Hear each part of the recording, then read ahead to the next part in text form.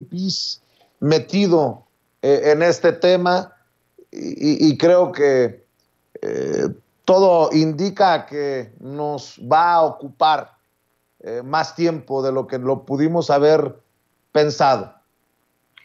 Sí, bueno, yo nuevamente, ¿no? La complejidad del tema del Tren Maya tiene que ver con que pusimos sobre la mesa justamente durante estos días que la existencia misma genera una huella de carbono en este mundo. El tema es cómo siendo responsables y también entendiendo de una forma complementaria que somos con la madre naturaleza, pues, ¿no? Que el capitalismo, el neoliberalismo nos ha enseñado que la naturaleza es una cosa y entonces solo nos beneficiamos de ella, pues al final tampoco nos beneficia, ¿no? Y creo que hay que empezar también esta discusión de estos términos de desarrollo, de progreso que trajo consigo el neoliberalismo, mientras varios de nuestros pueblos originarios tenían otras ideas en las zonas andinas, hablan incluso del summa causai, ¿no? Del bienestar, pero desde una concepción de imbricación con la naturaleza, etcétera, etcétera.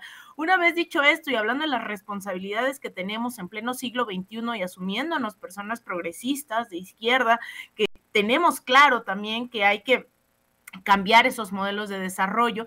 Lo cierto es que vienen estas otras organizaciones con intereses que no son estas discusiones.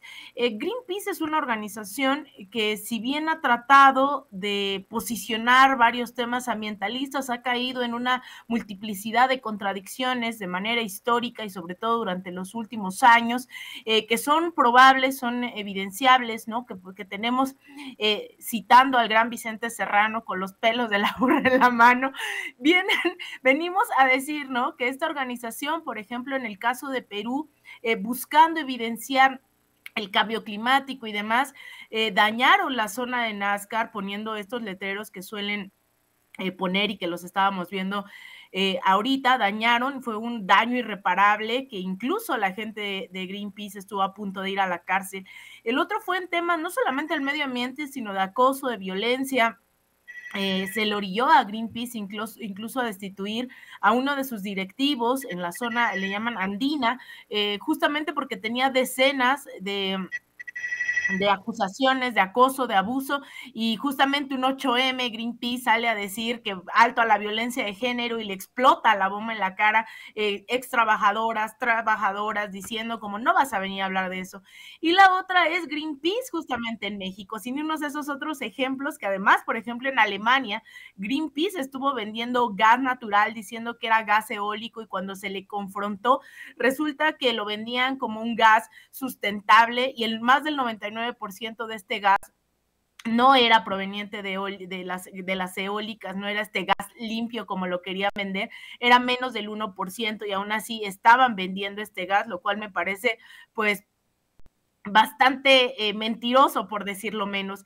Y hace unos meses vimos este pronunciamiento también de Greenpeace aquí en el país, es decir, no es la primera vez que estamos hablando de su posicionamiento en torno a lo que está haciendo la llamada cuarta transformación.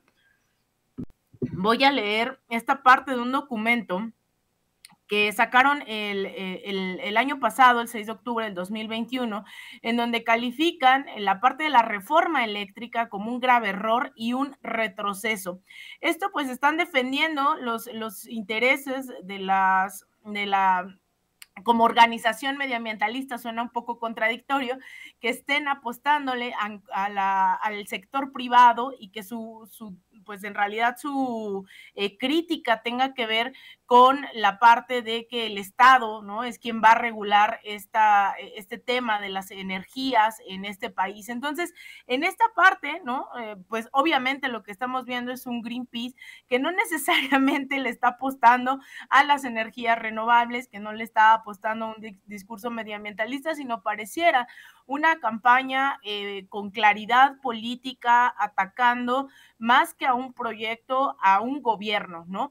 Y eso a mí, pues la verdad es que, pues, más allá, ¿no? Cuando nos toca posicionarnos y decir, esto está pagado o no, lo cierto es que Greenpeace deja mucho que desear con acciones que no necesariamente están pensando, ¿no? En cómo, la pregunta que tú has hecho muchas veces, ¿no? Si no es el Tren Maya, ¿qué?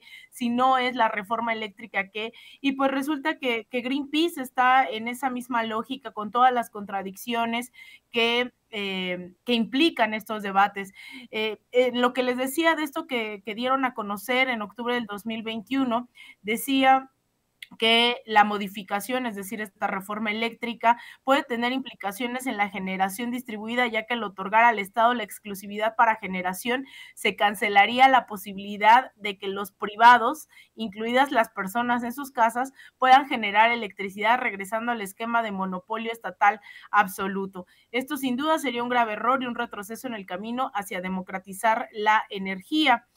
Afirmó que estos proyectos de generación distribuida han servido para combatir inequidades y generar acceso a la energía a sectores de la población que sufrían de pobreza energética. Entonces, pues parece que la agenda que tiene Greenpeace no necesariamente tiene que ver con la democratización del acceso a las energías, sino con un posicionamiento político en este país, Vicente. Laura. Laura.